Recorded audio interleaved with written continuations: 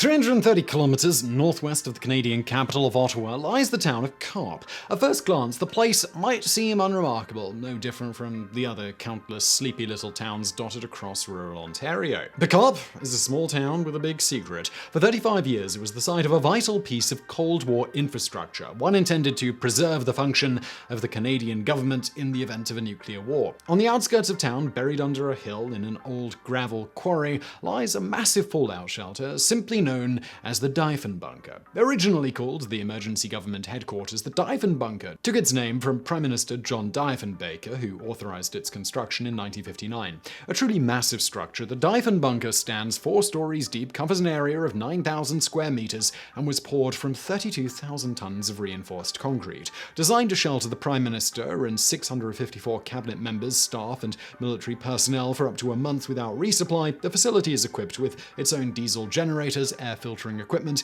decontamination facilities, a 3-bed hospital with surgical suite, a dentist's office, a TV broadcast studio for the Canadian Broadcasting Corporation or CBC, a jail, and even a vault to store the Bank of Canada's gold reserves. The whole structure is suspended on massive springs to damp out shockwaves, while the 1-meter-thick steel entrance doors are built into the wall of a long tunnel running through a hill, allowing the blast wave from a nuclear explosion to blow harmlessly past. As designed, the Diefenbunker was intended to withstand a nuclear blast of up to 5 megatons 2 kilometers away. Yet despite this sophistication, the Diefenbunker was nearly obsolete before it was finished, a consequence of the ever-increasing power and accuracy of Soviet ICBMs. This vulnerability was somewhat offset by locating the bunker in Carp, as it was assumed that Russian missiles would be targeted at the capital itself. But for this to work, the location of the Diefenbunker had to be kept secret, a difficult task for such a massive construction project.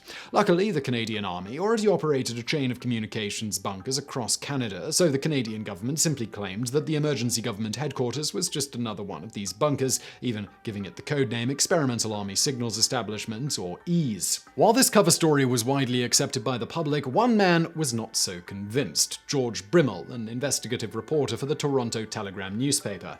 Convinced there must be something more to the story, in 1961, Brimmel hired a helicopter and flew over the construction site in Carp to have a look for himself. Almost immediately, he spotted something out of place. Toilets. 78 of them, to be exact, sitting in a material handling yard awaiting installation. To Brimmel, something about this smelled decidedly off. If the government story was to be believed and this was merely a communications bunker for 150 men, 78 toilets was rather excessive. There could be only one conclusion. This was, in fact, the Canadian government's secret fallout shelter. On September the 11th, 1961, Brimmel broke the story in the Telegram under the headline, "This is the Diefenbunker," coining the name the facility has affectionately been known by ever since. Faced with Brimmel's overwhelming evidence, the Canadian government was forced, much to its annoyance, to admit the existence of the Emergency Government Headquarters. And so what was supposed to be Canada's greatest Cold War secret was exposed by nothing more than some poorly placed toilets. Despite the facility's popular nickname, ironically, Prime Minister Diefenbaker swore he would never set foot inside the bunker. This is because spouses of key personnel were not allowed inside, and Diefenbaker preferred to stay in his own home fallout shelter with his family. Not that he was ever forced to make the choice. Throughout its 35 years of operation, only one Canadian Prime Minister, Pierre Trudeau, ever visited the Diefenbunker, nor was any gold ever stored in the ultra-secure vault. In fact, following Canada's abandonment of the gold standard in 1971, the vault was largely used as a gym by the 120 military personnel permanently stationed in the bunker. With the end of the Cold War in 1994, the Diefenbunker was finally shut down and stripped of all its equipment. And this unique piece of Cold War history might have been lost forever were it not for a small, dedicated group of volunteers determined to preserve it for posterity. Indeed, the Diefenbunker was mere weeks away from having its entrance tunnel filled with concrete when, in 1998, the town of Carp and the Diefenbunker Development Group took control of the site. Today, the restored bunker operates year-round as Canada's Cold War museum and stands as a stark reminder of a dark and fearful period in world history. And yes, the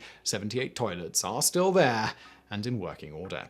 And now for some bonus facts. While Canada has never officially developed or owned nuclear weapons, between 1950 and 1984, various American nuclear weapons were stationed on Canadian soil. The first weapons to arrive in Canada were Mark IV atomic bombs, similar to the ones dropped on Nagasaki, which in 1950 were deployed to Goose Bay in Labrador for use by American B-50 bombers flying northern deterrence patrols. On November the 10th of that year, when the bombs were being flown back to America, one bomber encountered engine trouble and was forced to jettison its weapon over the St. Lawrence River. While the bomb did not have its plutonium core installed, the conventional explosives aboard detonated, contaminating the river with other radioactive components. However, Canada's relationship with nuclear weapons would soon become rather more hands-on. In the early 1950s, the main nuclear threat to North America was from Soviet bombers flying over the North Pole. With guided missile technology still in its infancy, the only way of shooting down these bombers was with manned interceptor aircraft armed with a largely ineffective assortment of cannons and unguided rockets. This left defense planners in a precarious position, as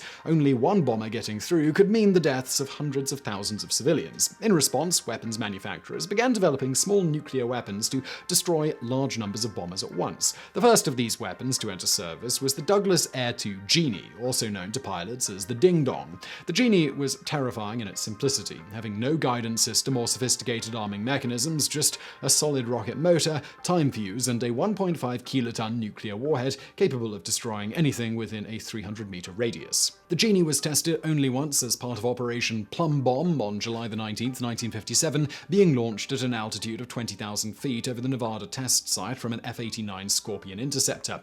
To prove that the weapon was safe to use over populated areas, 5 Air Force officers volunteered to stand below the blast without any sort of protective gear. For more on this, you can see our video That Time 5 Dudes Volunteered to Stand at Ground Zero of a Nuclear Blast. The second nuclear air defense weapon to be developed was the Boeing CIM-10 Bomarc, a ramjet-powered, ground-launched guided missile armed with a 10-kiloton warhead. The presence of the Genie and the Bomarc in the US inventory made the Canadian government more than a little nervous, as even if these weapons were deployed as far north as possible along the border, their limited range meant that interception would likely occur over Canadian cities. In order to push the interception range further north, in 1960 the government of Prime Minister John Diefenbaker reluctantly agreed to build Bomarc missile bases in Canada. This decision proved extremely controversial, especially as it contributed to the cancellation of the highly advanced CF-105 Avro Arrow interceptor, a decision that still provokes passionate debate in Canada to this day. At first, the leader of the opposition, Lester Pearson, opposed the adoption of nuclear weapons, but later changed his mind and, largely on this basis, won the 1963 election. The first nuclear-armed Bomarcs arrived at Canadian Forces Base North Bay in December of that year. In addition to the Bomarc, CF-101 Voodoo interceptors, based in Canada, carried Genie rockets, while RCAF's CF-104 starfighters deployed in Germany were armed with various nuclear bombs with yields of up to 1 megaton.